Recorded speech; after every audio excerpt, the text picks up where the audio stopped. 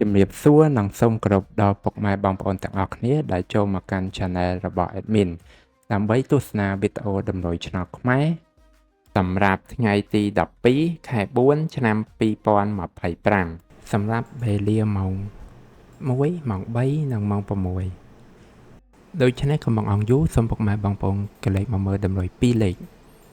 តម្រុយ2លេខ Admin គឺមានលេខ74 78 90 96សម្រាប់ប៉ោះ ABCD បន្តមកគឺខ្ទង់ O ខ្ទង់ O Admin គឺ O នៅខ្ទង់7ខ្ទង់9សម្រាប់ប៉ោះ ABCD ដូចគ្នាបន្តមកគឺលេខពិសេស Admin គឺមានលេខ577គុណ424គុណនិង236គុណ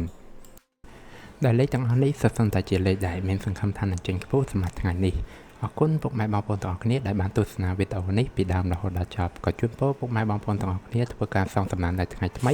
ទទួលបាននូវការហេងឆ្នះចំទាំងអស់គ្នាជាចុងក្រោយ Admin សូមពុកម៉ែបងប្អូនជួយ Like Subscribe និង Share ដើម្បីជាកម្លាំងចិត្តដល់ Admin ផងនិងដើម្បីពុកម៉ែបងប្អូនទាំងអស់គ្នា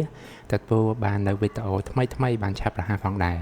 ដូច្នេះ Admin សូមជម្រាបលានិងជួបគ្នានៅវីដេអូក្រោយ